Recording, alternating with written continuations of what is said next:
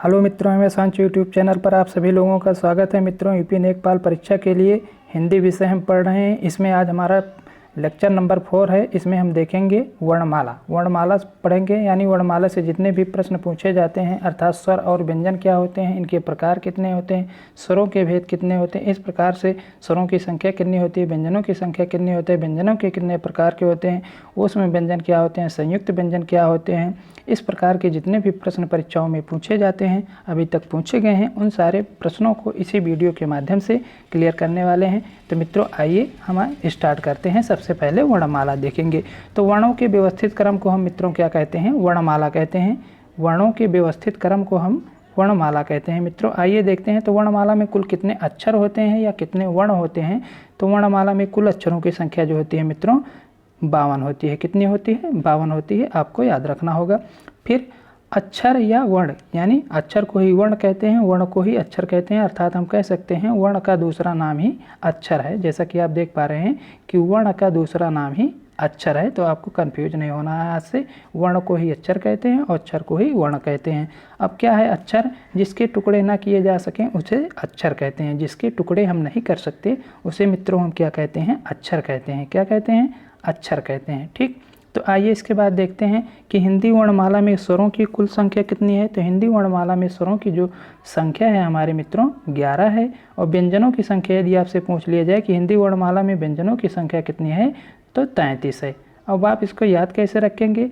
11 के पहाड़ा में 33 आता है, यानी 11 स्वर हैं, तो इसका 3 गुना कितने हैं? व्यंजन हैं। तो इस प्रकार से याद रख सकते हैं कि 11 स्वर हैं, तो 11 का 3 गुना जो होता है मित्रों वो 33 होता है, यानी 33 व्यंजन है। ठीक, आइए इसके बाद आगे देखते हैं। अब इसके बाद देखेंगे हम स्वरों को विधिवत समझेंगे, उसके बाद व्यंजनों को समझेंगे।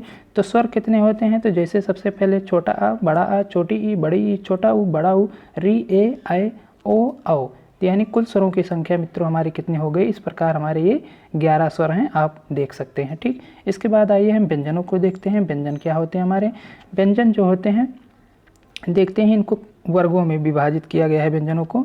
तो क्या, जैसे पहले का वर्ग होता है, तो का वर्ग में का गा गा अंगा, अर्थात हम कह सकते हैं कि 5 अक्षर आते हैं। इसी प्रकार से हमारा दूसरा वर्ग होता है चा वर्ग, चा छा जा झा इया, यानी हमारे कितने 5 अक्षर इसमें भी होते हैं। यानी हमें याद रखना होगा कि प्रत्येक वर्ग में 5 अक्षर होते हैं या 5 वर्ण होते हैं। ठीक, तो कुल वर्गों की संख्या जो होती है मित्रों कितनी है?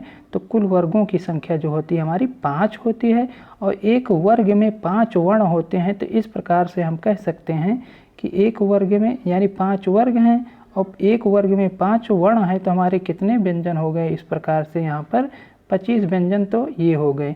और इन्हीं 25 व्यंजनों को हम क्या किस नाम से जानते हैं मित्रों? स्पर्श व्यंजन के नाम से जानते हैं। तो आगे इनको भी हम समझेंगे क्या होते हैं स्पर्श व्यंजन। तो ठीक इसी प्रकार से हमारे ये होते हैं मित्रों, यानी जो हमारे 25 यानी 5 वर्गों के जितने भी व्यंजन होते हैं उनको हम स्पर्श व्यंजन के नाम से जानते हैं या स्पर्श व्यंजन कहते हैं। ठीक, या वर्गीय व्यंजन के नाम से भी जानते हैं। इसको भी आपको याद रखना होगा। इसके बाद हमारा होता है अंतस्थ व्यंजन। तो या रा ला वा, या रा ला वा जो होते हैं हमारे अंतस्थ व्यंजन होते हैं, और इनकी संख्या कितनी है मित्रों? तो 4 है। ठीक, आपको इसको बाद याद रखना होगा। इसके बाद हमारे आते हैं ऊष्म व्यंजन। ऊष्म व्यंजन क्या होते हैं? तीनों सा प्लस हा, तीनों सा प्लस हा को हम क्या कहते हैं? ऊष्म व्यंजन के नाम से जानते हैं। इनकी भी संख्या हमारी कितनी है? 4 है। इसके बाद हमारे संयुक्त व्यंजन आते हैं। संयुक्त व्यंजन जो होते हैं मित्रों, यानी 2 वर्णों के संयोग से जो बनते हैं उन्हें संयुक्त व्यंजन कहते हैं, जैसे छ, त्रंग, ज्ञ और स्रा। ठीक, तो इनकी भी संख्या कितनी है? 4। तो हम याद कैसे रखेंगे कि इनकी किसकी संख्या कितनी है? तो वर्गीय जो व्यंजन होते हैं मित्रों 5 वर्ग होते हैं, और एक वर्ग में 5 वर्ण होते हैं। तो 5 को 5 से गुणा करेंगे तो हमारे 25 वर्ण आ जाएंगे। तो यानी वर्गीय व्यंजनों की जो संख्या होती है, या इसी को दूसरा नाम होता है स्पर्श व्यंजन जो होते हैं, उनकी संख्या 25 होती है। और इसके बाद चाहे स्पर्श, चाहे अंतस्थ व्यंजन हो, या ऊष्म व्यंजन हो, या संयुक्त व्यंजन हो, इन सभी की संख्या कितनी होती है? 4। तो आपको ये याद रखना होगा कि इनकी संख्या कितनी है? सभी की 4। ठीक, इसके बाद आते हैं हमारे द्विगुण व्यंजन। क्या आता है मित्रों? द्विगुण व्यंजन। तो द्विगुण व्यंजनों की संख्या कितनी होती है? 2 होती है। जैसे नाम से ही याद है, आपको ध्यान रखना होगा। द्वि का मतलब होता है 2, गुण का मतलब द्विगुण व्यंजन ये होते हैं। ठीक, ये, ठीक। यानी इनके जो बिंदी यहाँ पर लगी है मित्रों, इसके नीचे लगेगी, वो टाइपिंग में मिस्टेक है, ठीक, तो इसके नीचे होती है। तो आइए इसके बाद हम देखते हैं मित्रों वर्गों के भेद यानी वर्णों के भेद। तो वर्ण हमारे कितने प्रकार के होते हैं? तो वर्ण हमारे मित्रों 2 प्रकार के होते हैं, जैसा कि हम जानते हैं, स्वर और दूसरा हमारा क्या होता है, पहला स्वर, दूसरा व्यंजन। तो हमारे वर्ण ये अक्षर कितने प्रकार के होते हैं? तो 2 प्रकार के होते हैं, एक स्वर में विभाजन किया गया है, एक इसको व्यंजन में विभाजन किया गया है। अब स्वरों के कितने भेद होते हैं मित्रों, इसको भी जानेंगे।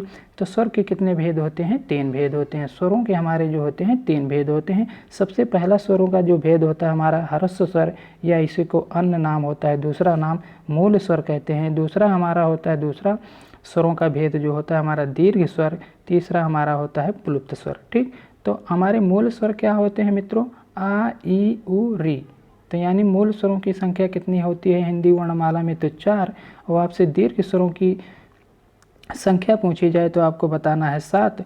और प्लुप्त स्वरों की संख्या मित्रों हिंदी में नहीं होती है एक भी, लेकिन इसका जो प्रयोग किया जाता है, जैसे जितने भी स्वर हैं, जैसे आ लिखा, आ लिखने के बाद हमने 3 लिख दिया, तो इसका मतलब ये क्या है? प्लुप्त स्वर। यानी इसका मतलब होता है कि इसके उच्चारण में 3 मात्रा काल का समय लगता है, जबकि ह्रस्व स्वर के उच्चारण में 1 मात्रा काल का समय लगता है, जबकि दूसरा ये हमारा जो दीर्घ स्वर होता है इसके उच्चारण काल में 2 मात्रा काल का समय लगता है। अब ये मात्रा काल क्या है मित्रों? यानी आ, ये जो छोटा आ है, इसके उच्चारण में जितना समय लगता है उसे हम क्या कहते हैं? मात्रा काल का समय कहते हैं, ठीक। तो इस प्रकार से आप समझ पाए होंगे कि फिर इसके बाद हम देखेंगे हमारा क्या है मित्रों? व्यंजन के भेद। यानी अभी हमने इसके पहले पढ़ा कि स्वरों के कितने भेद होते हैं, तो 3 होते हैं। तो इसी प्रकार से आप रखना होगा याद कि व्यंजनों के भेद भी कितने होते हैं। तो आज से आपसे पूछा जाए कि स्वरों के भेद कितने होते हैं, तो 3 बताना है, और व्यंजनों के भेद भी पूछा जाए तो कितना बताना है आपको? 3 ही बताना है। तो आइए सबसे पहले हम देखते हैं स्पर्श व्यंजन, जैसा कि हमने आपको पहले ही बता दिया है। स्पर्श व्यंजनों की कुल संख्या जो होती है मित्रों 25, और अंतस्थ व्यंजनों की संख्या कुल कितनी होती है? 4, और उसमें व्यंजनों की संख्या जो होती है वो भी 4 होती है। इसी प्रकार से संयुक्त व्यंजनों की जो संख्या होती है मित्रों, वो भी हमारी कितनी होती है? 4 होती है। तो आप इसको देख सकते हैं, ये होता है। इसके बाद हमारा ये संयुक्त व्यंजन किन किन वर्णों से मिलकर बने होते हैं, इसको देखते हैं। तो मित्रों जो होता है छा, ठीक ना, छा जो होता है, देखिए इसको, छा जो होता है ये का प्लस सा के योग से बना होता है। कहीं कहीं पर ऐसा लिखा जाता है, जब इसको इसमें से भी आइसा में से सा जो है, इसमें से जब हम आ निकालेंगे तो इसको ऐसे भी लिखा मिलेगा आपको। तो कंफ्यूज नहीं होना है, दोनों हमने आपके सामने प्रदर्शित किया है। फिर त्रा जो होता है, त्रा किसके योग से बनता है? ता प्लस रा के योग से। ज्ञा जो होता है जा प्लस या के योग से बनता है। और जबकि सरा जो होता है मित्रों सा और रा के योग से बनता है। और इसको इस तरह से लिखा जा सकता है। कैसे लिखा जा सकता है? जब इसमें हलंत लगा देंगे रा में, तो यानी आ भी इससे बाहर निकल आएगा।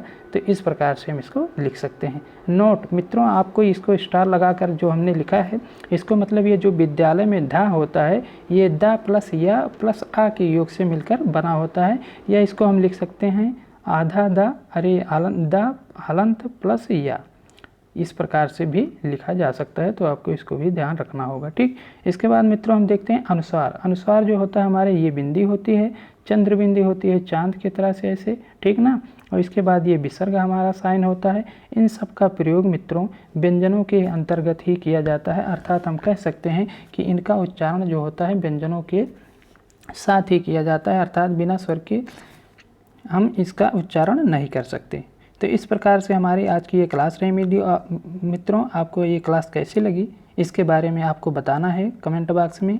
और आप हमारे चैनल से जुड़ सकते हैं, क्योंकि हम डेली आपके लिए हिंदी और मैथ की वीडियो डालते रहते हैं। आप इनको देखिए, केवल हिंदी 10 से 15 मिनट पढ़ने का विषय होता है। इससे ज़्यादा किसी भी परीक्षा में पढ़ने के लिए आपको ज़्यादा समय नहीं देना है। 10-15 मिनट आप हिंदी डेली पढ़ते रहेंगे, बस आपका काम हो जाएगा। तो जय हिंद, जय भारत।